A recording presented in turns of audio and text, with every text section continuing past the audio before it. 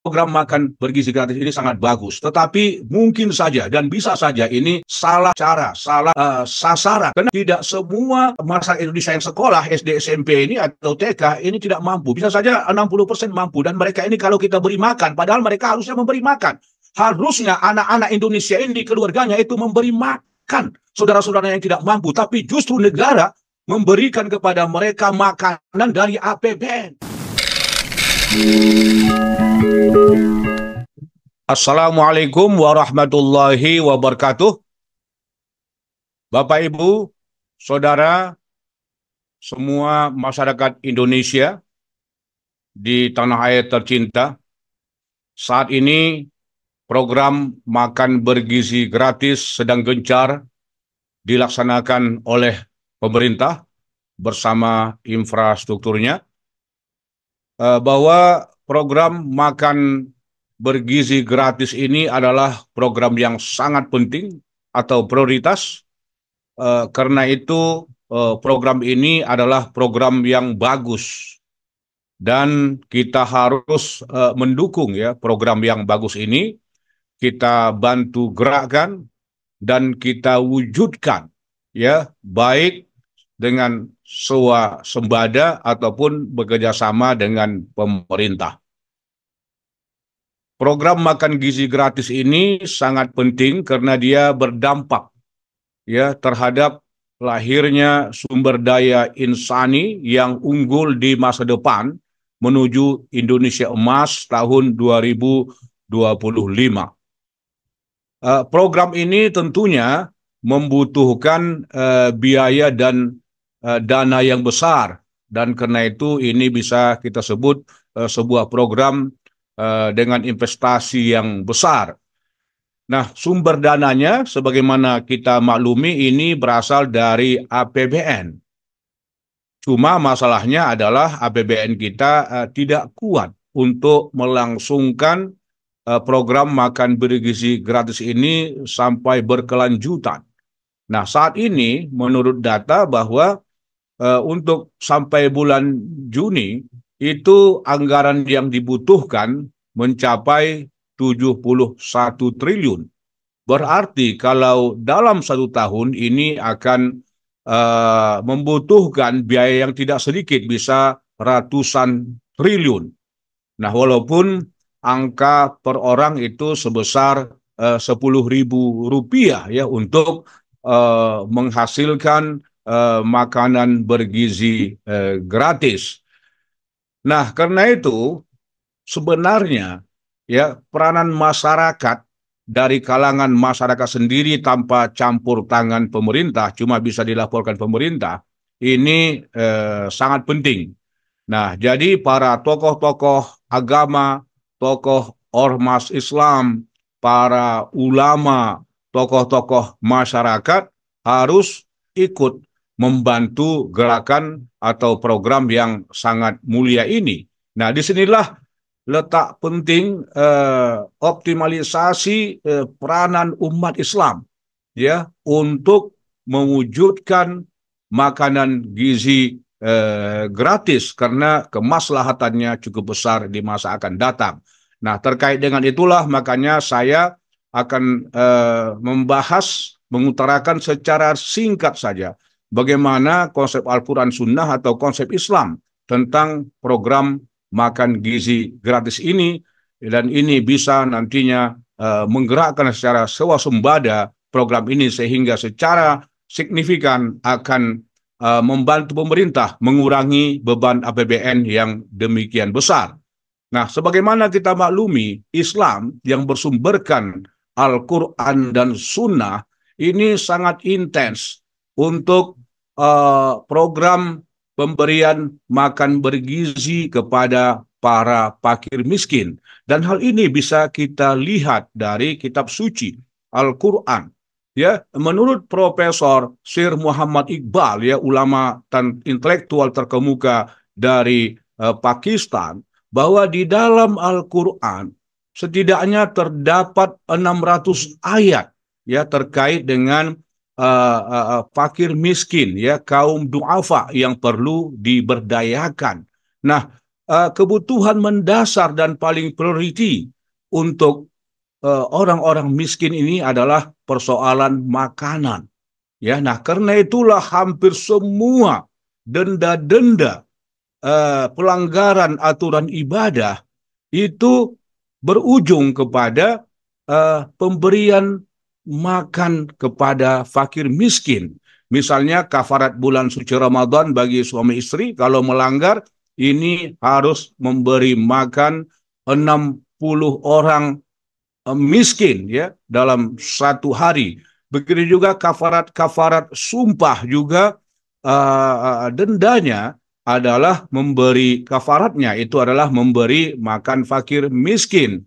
Begitu pula kafarat-kafarat yang lainnya. Bahkan kalau dalam berpuasa ada orang Muslim yang sakit ataupun yang bepergian musafir keluar kota, maka ini bisa diganti ya dengan fidyah. Nah, fidyah ini lagi-lagi sasarannya adalah pemberian makan kepada fakir miskin.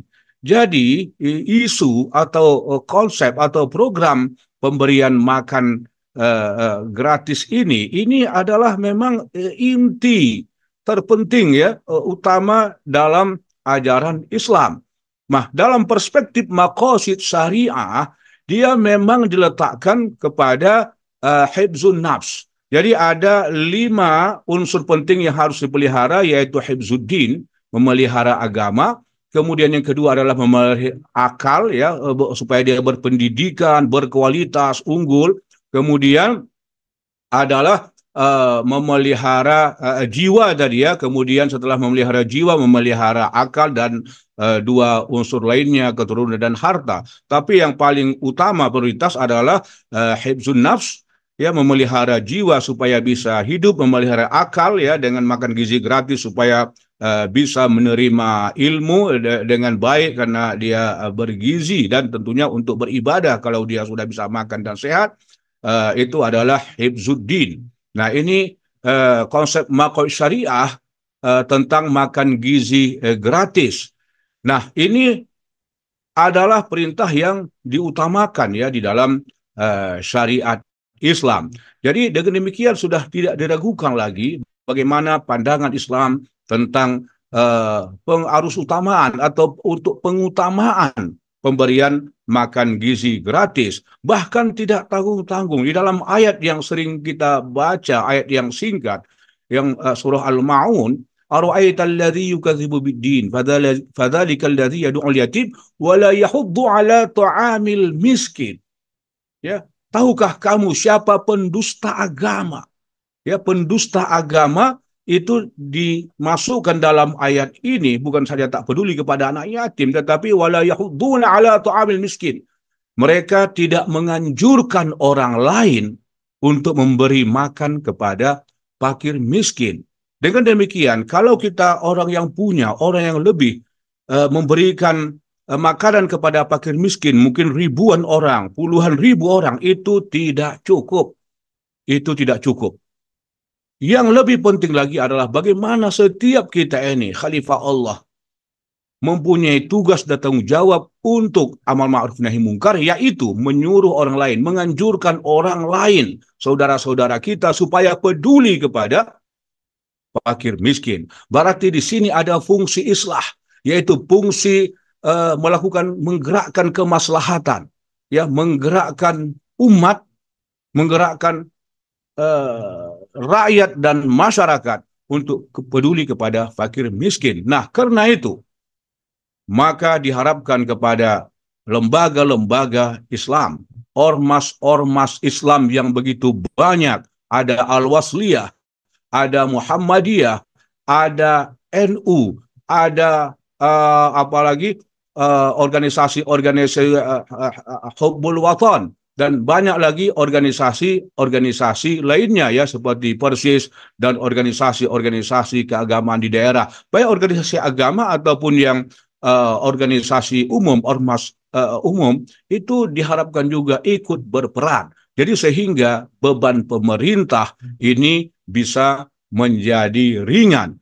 Nah, memang banyak instrumen-instrumen sosial yang bisa kita gunakan untuk pendanaan makan gizi gratis yang sekarang juga sedang diisukan dan dihebohkan menjadi isu yang kontroversial. Apakah dana zakat, infak, dan sedekah ini bisa digunakan untuk program makan gizi gratis? Memang banyak ada tokoh-tokoh yang mengatakan kalau ini dibolehkan maka nanti orang khawatir tak mau berzakat. Ya, ini tidak juga, bahkan justru secara swasembada dari dana-dana sosial inilah termasuk CSR misalnya bisa kita gunakan untuk program makan gizi gratis. Nah, karena itu Bapak Ibu sekalian, ini sangat penting dalam rangka untuk menyelamatkan bangsa Indonesia dan juga untuk mengurangi beban pemerintah. Karena bagaimanapun program makan bergizi gratis ini sangat bagus, tetapi mungkin saja dan bisa saja ini salah cara, salah sasaran. Karena tidak semua masyarakat Indonesia yang sekolah SD, SMP ini atau TK ini tidak mampu. Bisa saja 60% mampu dan mereka ini kalau kita beri makan, padahal mereka harusnya memberi makan. Harusnya anak-anak Indonesia ini keluarganya itu memberi makan saudara-saudaranya yang tidak mampu, tapi justru negara memberikan kepada mereka makanan dari APBN.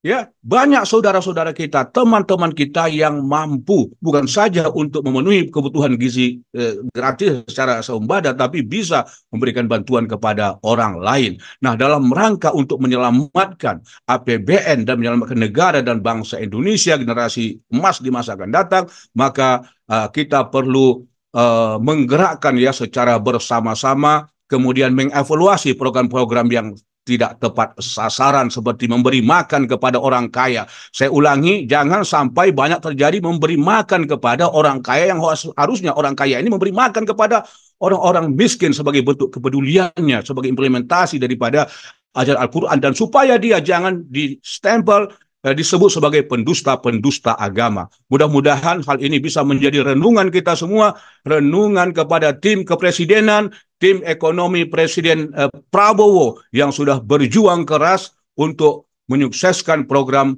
makan bergizi gratis ini. Terima kasih. Assalamualaikum warahmatullahi wabarakatuh.